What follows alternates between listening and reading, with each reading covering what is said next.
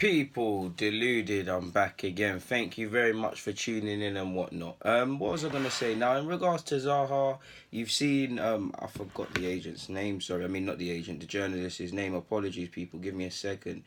Um, Adrian Kajumba, forgive me for mispronunciation. He's been the one he's actually been the one frequent name I've seen with Zaha talk in general and Arsenal in regards to Zaha. Well, on even at the start, at the end of last season, and when we were linked with him and things like that. So maybe he's being told stuff or he has legs to stand on in this regards. But apparently we're willing to go up to 70 million for him now. That wasn't reported by him. We'll get onto that bit.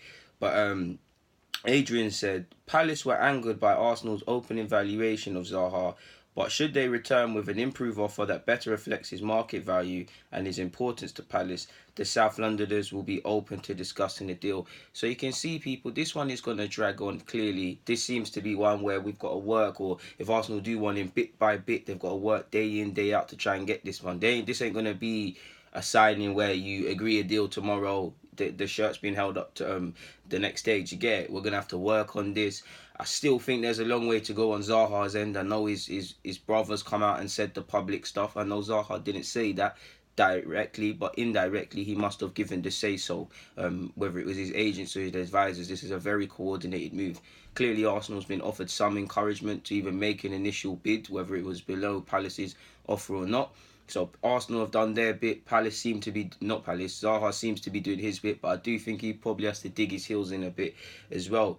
Allegedly, there was an understanding when deals were signed last season that he'd be able to move on when he deems the time is right and things like that. But I just think something more has to give, people. Yeah, if I'm not saying he has to alienate himself from the squad, refuse to train, or damage relations with the fans. I just feel something's more has got to give to get this one out the line. It could be one of them things I named, but I just feel one of them things has to happen. And also going on to the comments about going up to 70 million for Zaha, we'll get onto it. But I will say this now: if Arsenal do want to go 70 million for Zaha, you lot know me. I like Zaha. I think Zaha's a good player, and I like him a lot. 70 million in total. Maybe it could be spent elsewhere. As much as I think he's a game changer and things. And again, you never know truly how much money Arsenal has because we're fans. I always say I don't know how much money we have. I think we have a lot of money, but money that's available for transfers is a different thing. We've also got the wage stuff. So yeah, we'll see, man. So if we found 70 million out of nowhere, it also raises the question of when there's been other targets where it's just a couple bob needed. For instance, Kieran Tierney, allegedly we've bidded 22 million, they want 25. Now again, if you don't believe a man's worth that or you want to pay certain things, then it's business is business. But at the same time, if you can go to 70 million for them, you're haggling over 3 million or so for Tierney, does it really align and make sense? You also saw reports that allegedly we want to beg Stan Kroenke to put some money in this club to pump some finances into us as well. Will he actually do it? Not too sure. The statistics and his previous track record shows that he won't.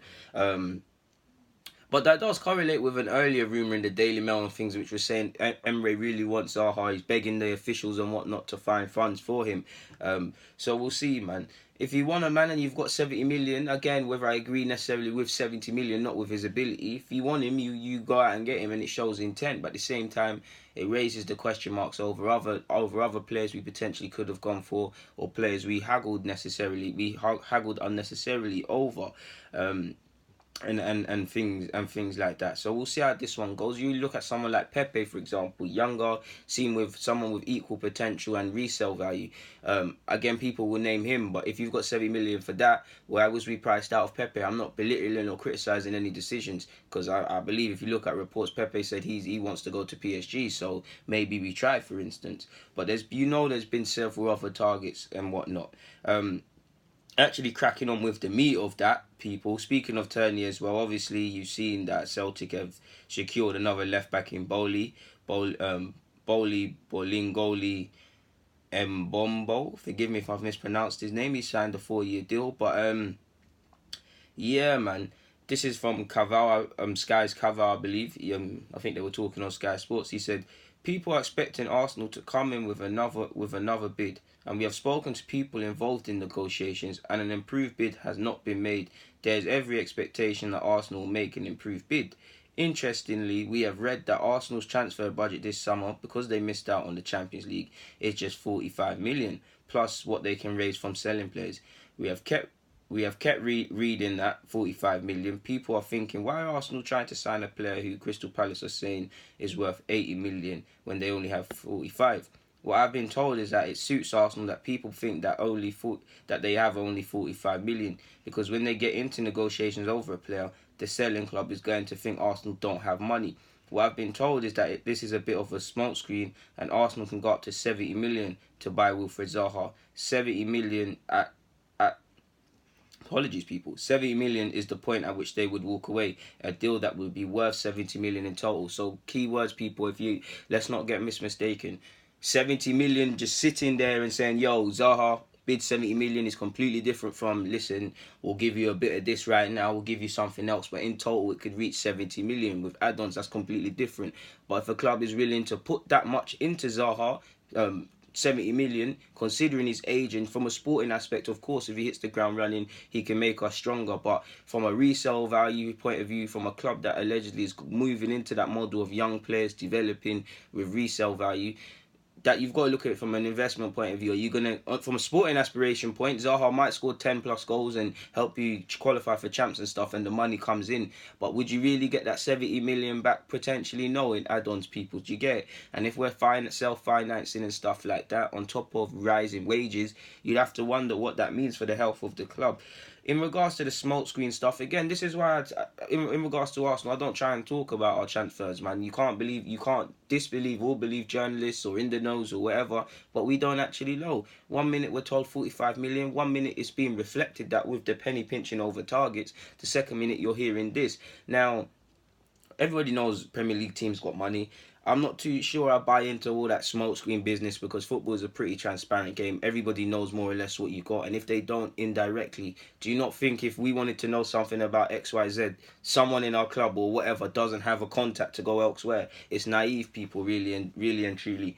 So the smokescreen, to a degree, yeah, it could, we're broke, allow us a bit, it can work, but I do think that's not too much to read into. I do think, to a degree, potentially that's overstated, because it's not, like I said, it's very transparent. These clubs and whatnot, if they really wanted to know the health of Arsenal, how much money they have skilled financial mathematicians that can go out and read between the lines and source information.